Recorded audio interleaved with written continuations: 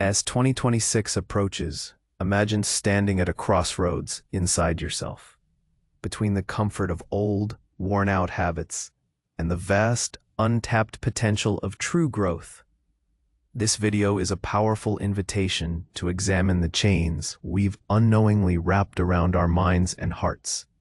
Fears that hold us hostage, patterns that stunt our souls, and illusions that keep us trapped in place. We'll dive deep into those silent saboteurs, the fear of displeasing others that keeps you stuck in endless cycles of unhappiness, the victim mindset that steals your power to choose, the relentless comparisons that erode your self-worth, and the desperate craving for control that paralyzes your progress. Rooted in timeless Stoic wisdom, this journey is about more than just letting go. It's about reclaiming your authenticity, shedding the burdens that no longer serve you, and stepping boldly into the freedom of becoming who you were always meant to be. We'll confront the myth of being ready and challenge the hesitation that keeps you waiting for a perfect moment that may never come. Most importantly, you'll discover how transformative true change begins the moment you courageously release the old version of yourself, letting it quietly die so the new can bloom.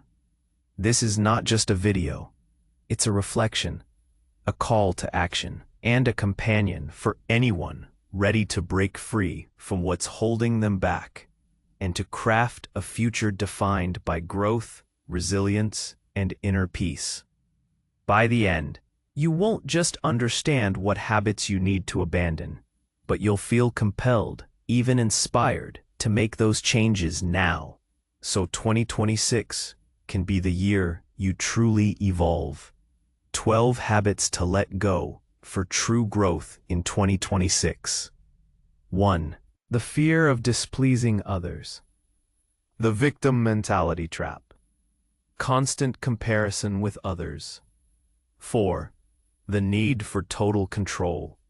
5. Waiting for the perfect moment. 6. Clinging to past relationships that no longer serve you. 7. Seeking external validation over inner worth. 8. Resisting change out of comfort or habit. 9. Holding on to resentments and grudges. 10. Overthinking and analysis paralysis. 11. Ignoring personal accountability. 12. Staying attached to an outdated self-image. If this is making sense to you so far, like the video and share it with someone who needs to hear this. It's a simple act, but it helps spread these ideas to minds ready for them. We've explored the subtle chains of fear, victimhood, comparison, and the illusion of control. We've unmasked the habit of waiting for a perfect moment that never truly arrives. But the journey of unburdening ourselves for 2026 demands we look deeper into the less obvious, yet equally potent, habits that quietly stunt our growth. Let's continue our examination of the habits we need to courageously abandon. 6. Clinging to past relationships that no longer serve you. Life, in its wisdom, is a perpetual flux, a river whose waters are ever moving, ever changing. Yet so many of us find ourselves standing on the bank, desperately trying to hold onto eddies and currents that have long passed us by. This 6th habit, clinging to past relationships that no longer serve you, is not about discarding people like worn-out garments. It's about recognizing the natural evolution of connections and having the wisdom to let go with grace when a bond has run its course, or worse, when it actively impedes your growth and inner peace. Think of those friendships that have become purely transactional, where the energy exchange is perpetually unbalanced, leaving you drained. Or romantic relationships that ended not with a bang, but a slow, agonizing whimper, yet you keep revisiting the ghost of what was, preventing new, healthier connections from blossoming. Perhaps it's a family dynamic where boundaries are consistently violated, and your attempts to assert your needs are met with resistance or even scorn. The Stoics understood the transient nature of all things external, including our relationships. Marcus Aurelius, in his Meditations, often reminded himself of the impermanence of life, urging an acceptance of what is, rather than a desperate grasp on what was or what we wish it could be. The pain in clinging isn't necessarily from the absence of the person, but from the absence of our idea of that person or relationship. We become attached to the narrative we built around them, the roles we played, the comfort of familiarity, even if that familiarity is now toxic. This is a subtle yet profound distinction. It's not the person you're clinging to, but an outdated version of yourself intertwined with that person, a history that has solidified into an identity you are reluctant to shed. You might tell yourself you're being loyal, or kind, or hopeful, but often it's a form of self-sabotage, a refusal to accept reality as it is. Stoic wisdom invites us to practice the dichotomy of control here.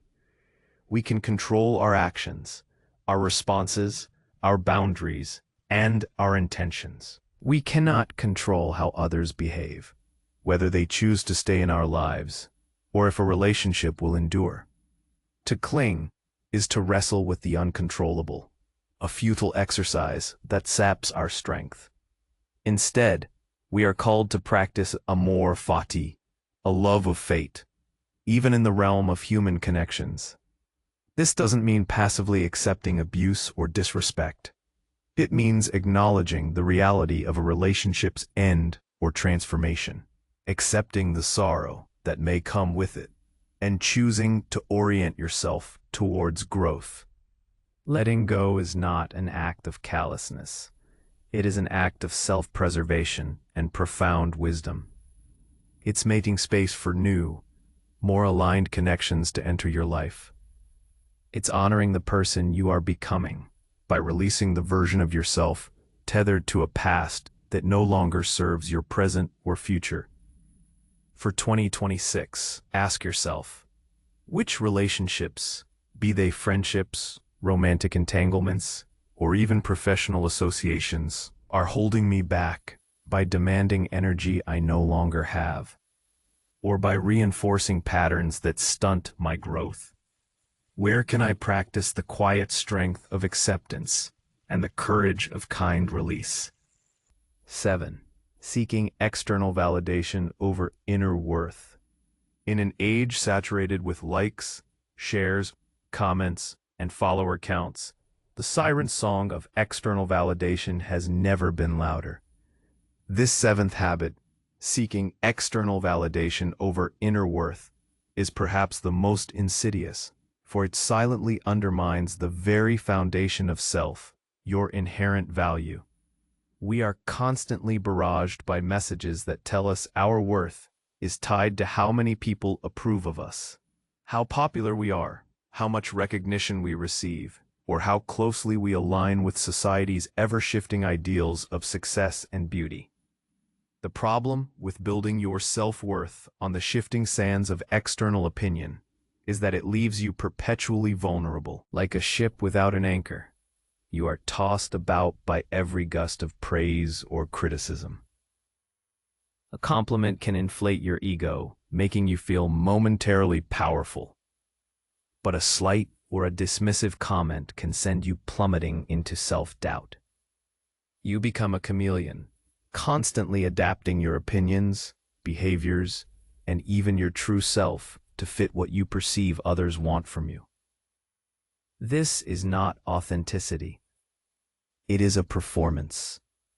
Stoicism offers a radical counter-narrative. True worth is an internal currency, earned and maintained through virtue and reason. Epictetus, a former slave who taught philosophy, emphasized that our prohairesis, our faculty of choice and our will, is the only thing truly within our control and the sole arbiter of our good or ill. If your choices are guided by virtue, by wisdom, courage, justice, and temperance, then your worth is unimpeachable, regardless of what anyone else thinks or says. If your choices are driven by a desire for applause, you are a slave to the opinions of others. Think about how this plays out in daily life. Perhaps you find yourself constantly checking your phone after posting something, waiting for the digital pats on the back. Or you hesitate to pursue a passion because you fear it won't be seen as successful or cool by your peers. Maybe you over-explain yourself, trying to garner approval rather than standing firm in your convictions. This isn't just about social media. It infiltrates our careers, our personal relationships, and our self-talk.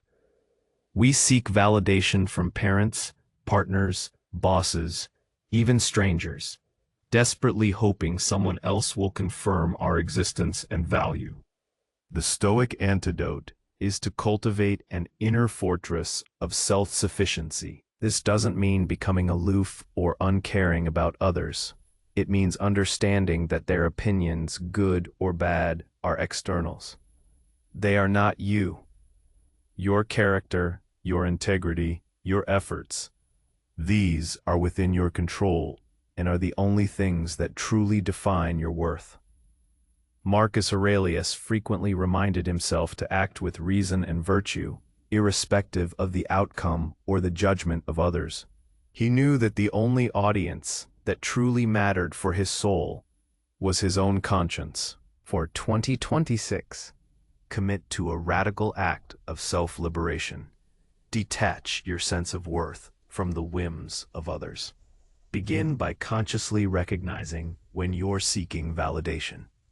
When you feel that urge, pause. Ask yourself, am I acting from my deepest values, or am I performing for an imagined audience? Start small.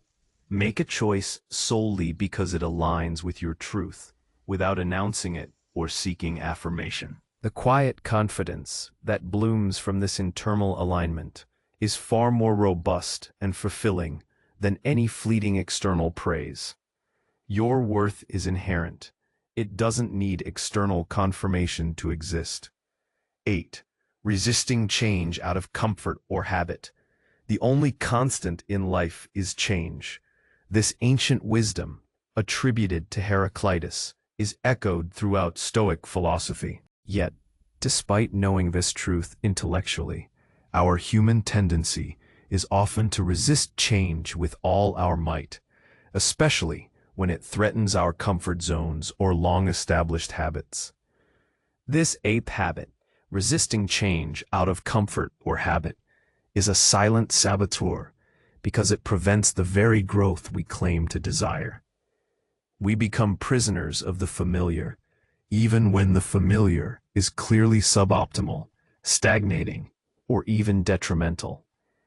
Consider your daily routines. Perhaps you dread your morning commute, yet you resist exploring alternative routes or public transport. Or you complain about your job, but the thought of updating your resume or learning new skills feels too daunting. Maybe your eating habits aren't serving your health, but the effort required to prepare wholesome meals feels like too much of a disruption. The resistance isn't always active defiance. Often it's a passive inertia, a preference for the known discomfort over the unknown potential. We tell ourselves, it's not that bad, or this is just how things are, effectively rationalizing our stagnation. The Stoics, far from being rigid traditionalists, embraced the dynamic nature of existence. They understood that the universe itself is in a constant state of transformation, and to align with nature is to align with this flow. Seneca, in his letters, frequently speaks of the brevity and continuous change of life, urging us to make the most of our fleeting existence and not waste time clinging to what is already fading. The practice of premeditatio malorum, premeditation of evils, isn't just about preparing for disaster. It's also about preparing for the inevitability of life's transitions, both good and bad. It trains the mind to be resilient and adaptable, rather than brittle and resistant. Why do we resist change so fiercely? Often it's fear. Fear of the unknown, fear of failure, fear of making a mistake, fear of losing what little security we feel we have. Our brains, wired for survival and efficiency, often prefer the well-worn neural pathways of habit, even if those paths lead nowhere good. Stepping into the new requires energy, courage, and a willingness to feel awkward or incompetent for a time. It requires us to shed the old identity, the outdated self-image we'll discuss later, and embrace the vulnerable space of becoming. For 2026, challenge your resistance to change. Start by identifying one area where you know change is needed, but you've been clinging to comfort. Is it a negative habit you wish to break? A new skill you've wanted to learn? A conversation you've been avoiding? Instead of seeing change as a threat, frame it as an opportunity for growth, a natural part of living. Embrace the discomfort of transition as a sign that you are moving forward. Remember Epictetus's words, "It's not what happens to you, but how you react to it that matters." How you react to the inevitable waves of change will determine whether you surf them towards new horizons or drown beneath their weight. Let go of the illusion that stillness equates to security. True security comes from adaptability. 9. Holding on to resentments and grudges. Of all the burdens we carry, perhaps none are heavier or more self-destructive than resentments and grudges. This 9th habit is the act of refeeling, reliving, and re-inflicting an old wound upon ourselves long after the initial event has passed. It's like drinking poison and expecting the other person to die. When we hold on to resentments, we chain ourselves to the past. Allowing the actions of another person, or a past version of that person, to continue to dictate our emotional state, often years after the fact. Think of the person who wronged you in the past, a perceived injustice that still stings. Perhaps a friend betrayed your trust, a colleague took credit for your work, or a family member uttered harsh words. The initial pain is understandable, a natural human response, but a grudge is when you refuse to let that pain heal. You replay the scene in your mind, fueling your anger, bitterness, or sense of victimhood. This mental relitigation consumes your energy, distorts your present perceptions, and prevents you from fully engaging with the joy and possibilities of the now. The Stoics understood the corrosive power of negative emotions, especially anger and resentment. Seneca, in his treatise on anger, describes it as a brief madness, a consuming fire that harms the one who harbors it far more than it harms its object. He argued that anger and resentment stem from a disordered mind, one that mistakenly believes externals, like another person's actions, can truly harm its inner self, its prohairesis. The Stoics taught that true harm only comes from within, from our own choices and judgments. When someone wrongs you, their action is a reflection of their character, not yours. Your choice to hold a grudge, however, is a reflection of your character, and it's a choice that harms you. Forgiveness, from a Stoic perspective, isn't primarily about absolving the other person, though it can do that too. It's primarily about freeing yourself. It's an act of self-care, a conscious decision to release the emotional burden you've been carrying. It doesn't mean condoning the behavior, forgetting what happened, or necessarily even reconciling with the person. It means releasing your attachment to the past event and refusing to let it continue to define your present emotional landscape.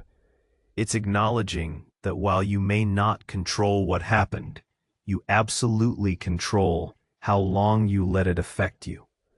Marcus Aurelius often pondered the nature of others' transgressions. He advised considering whether the person acted out of ignorance, or whether their wrong was truly harmful to your core being, which it cannot be if your core is virtue. He understood that dwelling on another's fault is to neglect one's own character. The best revenge is to be unlike him who performed the injury, he wrote. This is a profound insight. The most powerful response to injustice isn't to stew in bitterness, but to cultivate a character so robust, so virtuous, that the other person's actions simply cannot penetrate your inner peace. For 2026, identify the resentments you've been clutching onto. Who or what are you still angry about? What past event do you keep replaying?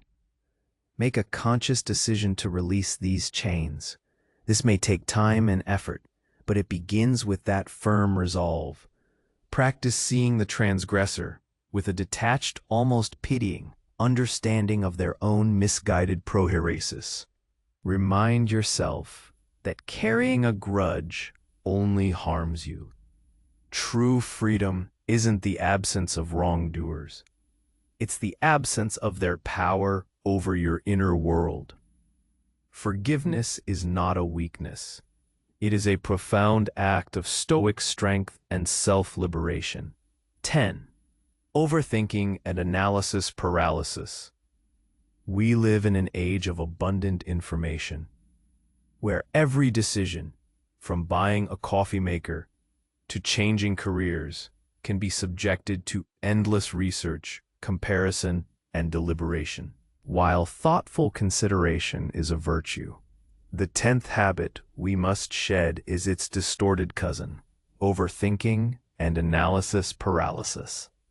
This is the endless loop of what-ifs, the obsessive weighing of pros and cons until no decision feels safe, and a constant re-examination of past choices, convinced we could have acted differently. It's the mind trapped in its own labyrinth, preventing action and stifling progress. Think of a project you've wanted to start, a conversation you needed to have, or a new path you considered. You gather information, you analyze the risks, you seek advice. All good, but then the process never ends. You find another article, another opinion, another potential pitfall. You become so engrossed in the hypothetical future, or the reevaluation of the past, that you become utterly paralyzed in the present. The perfect plan becomes the enemy of the good deed. You're waiting for certainty in a world that offers none, for a guarantee that doesn't exist. The Stoics were pragmatists. They valued reason and logic as tools for living well, but they also understood that excessive intellectualizing could become a hindrance. Epictetus often distinguished between things within our control and things outside our control. Our thoughts, our judgments, our intentions, these are within our control. The outcomes of our actions, the opinions of others, the future events, these are not. Overthinking often fixates on the uncontrollable, trying to predict every possible future scenario, trying to control every variable. This is a futile endeavor and a profound misunderstanding of where our true power lies. The Stoic practice of acting with a reserve clause is a powerful antidote to analysis paralysis. When we undertake an action, we do so with full effort and virtuous intention, but we mentally add the clause, fate permitting. This means we do our best. We plan wisely, but we also accept that the ultimate outcome is not guaranteed and is largely beyond our direct control. This liberates us from the crushing burden of needing a perfect result and the fear of failure. It allows us to act courageously, knowing we've done our part, and the rest is up to the universe. For 2026, practice discerning between thoughtful planning and debilitating rumination. When you find yourself caught in a spiral of overthinking, ask, is this thought helping me take a virtuous action, or is it just creating anxiety about something outside my control? Set a reasonable deadline for decision-making. Gather sufficient information, but then make a choice and act. If the choice turns out to be imperfect, that's part of the learning process, not a catastrophic failure. Remember, progress often comes from iterating and adapting, not from achieving perfection on the first try. As Seneca reminded us, while we are postponing, life speeds by. Don't let your thoughts become a prison. Let them be a guide, leading you to action. 11. Ignoring personal accountability. The journey towards true growth is fundamentally an internal one, a commitment to taking ownership of our choices, our reactions, and our contributions to our own circumstances. This 11th habit, ignoring personal accountability, is the subtle way we cede our power by blaming external factors, other people, or sheer bad luck for our predicaments. It's the tendency to cast ourselves as passive recipients of life's events, rather than active agents in shaping our experience. Consider a situation where you fall short of a goal. The person ignoring accountability might say, "My boss didn't give me enough resources," or "My team let me down," or "The market was just too tough." While external factors can certainly present challenges, the lack of accountability lies in the refusal to examine one's own role. Did I clearly communicate my needs? Did I put in my best effort despite the obstacles? What could I have done differently, regardless of external conditions? This isn't about self-blame. It's about self-empowerment. Stoicism places immense emphasis on personal responsibility, particularly over our internal world. Epictetus's Enchiridion begins with the stark declaration, "Some things are in our control, and others are not." What is in our control? Our judgments, our impulses, our desires, our aversions. In essence, our prohairesis, our moral character and faculty of choice. What is not in our control? Our body, our possessions, our reputation, our external circumstances. Everything else. To ignore personal accountability is to blur this fundamental distinction, to mistakenly believe that our well-being is dictated by externals, and therefore we are not responsible for our inner state. When we refuse to take accountability, we become perpetual victims of circumstance. We lose the ability to learn from our mistakes, because if it's always someone else's fault, there's nothing for us to improve. We perpetuate patterns of helplessness and resentment, feeling powerless in the face of life's challenges. The Stoics understood that true freedom comes not from having everything go your way, but from recognizing your power to respond virtuously to whatever happens. Marcus Aurelius, as emperor, faced unimaginable pressures and external challenges. Yet his meditations are a testament to his relentless commitment to personal accountability for his thoughts and actions. He constantly reminded himself that others' faults were their own, and his only concern was to maintain his own integrity and reason. He held himself to the highest standard, not by controlling outcomes, but by controlling his effort, his intentions, and his reactions. For 2026, reclaim your power by embracing radical personal accountability. Stop playing the blame game, even internally. When something goes wrong, instead of immediately looking outward, look inward first. Ask, what was my part in this? What could I have done differently? What can I learn from this situation to improve my future responses? This isn't about being hard on yourself. It's about being honest and empowering yourself to become a more effective, resilient individual. True self-respect arises from acknowledging your agency and accepting the weight of your choices, knowing that even in difficult situations, your power to respond virtuously remains absolute. 12. Staying attached to an outdated self-image. Finally, we arrive at perhaps the most profound and encompassing habit to abandon: staying attached to an outdated self-image. This is the culmination of many of the previous points, the glue that binds us to old fears, past relationships, external validation, and resistance to change. An outdated self-image is the story you tell yourself about who you are.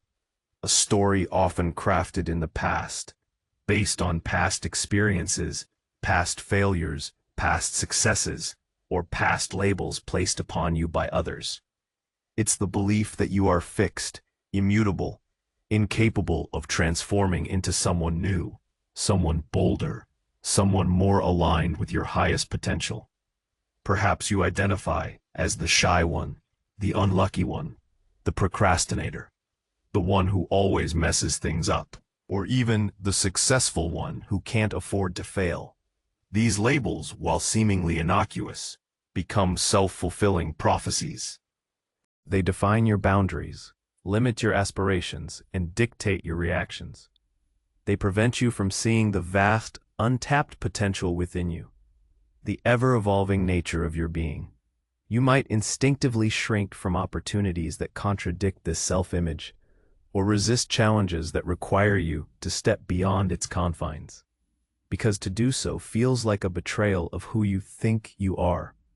Stoicism, while emphasizing consistent character, also implicitly supports the idea of constant self-improvement and the shedding of false beliefs about oneself.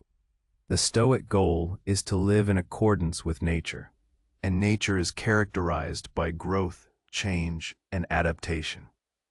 To hold on to a static, outdated self-image is to resist this natural flow.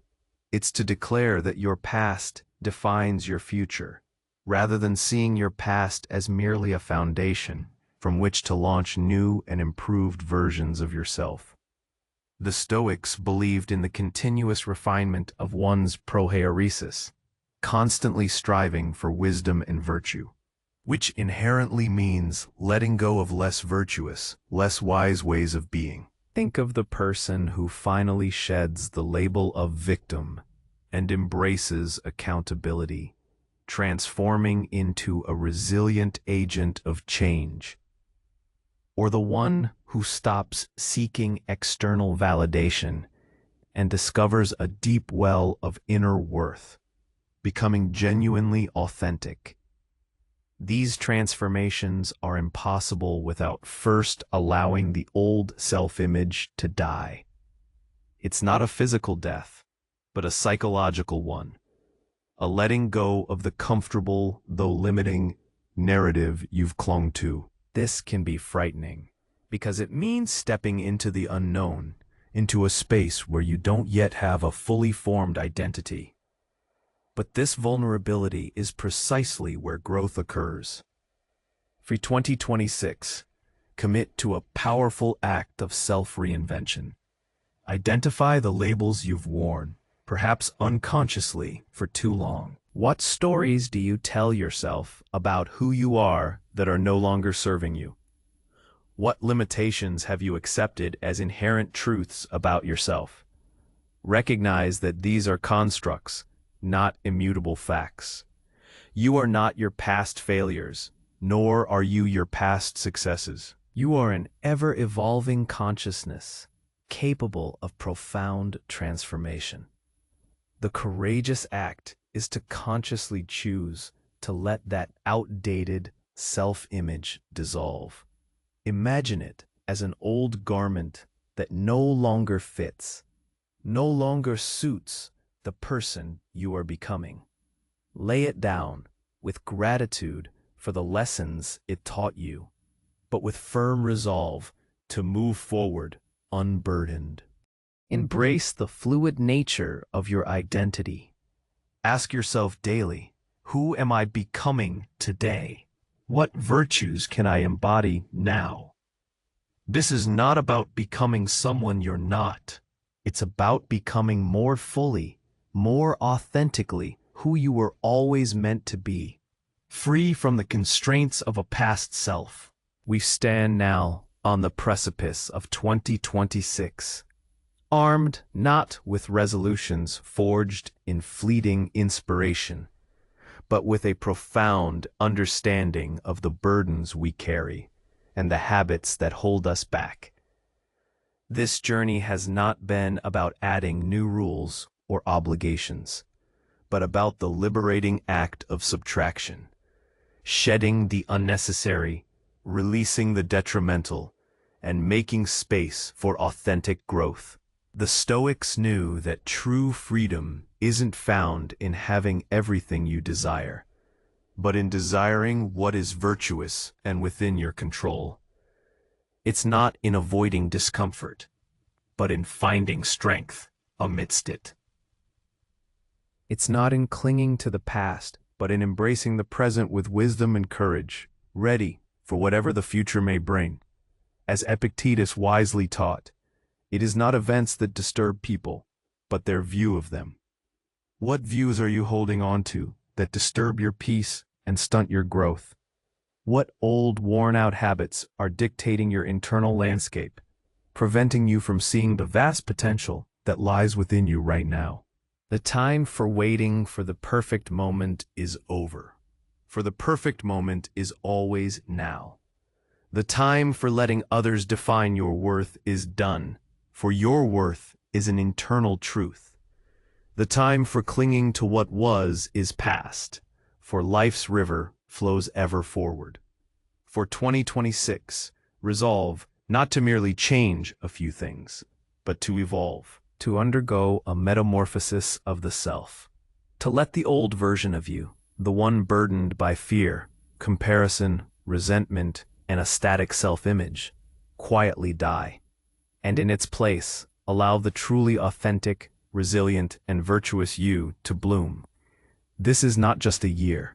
It is an invitation to reclaim your inherent power and sculpt a future defined by inner peace and unstoppable growth. What will you choose to let go of, starting today, to become the person you are meant to be in 2026? If this message resonated with you, please give the video a like and consider subscribing to the channel for more Stoic insights for modern life. And I invite you to share your reflections in the comments below. Which of these 12 habits resonated most deeply with you? And what first step will you take to let it go? Your insights help build a community of conscious growth.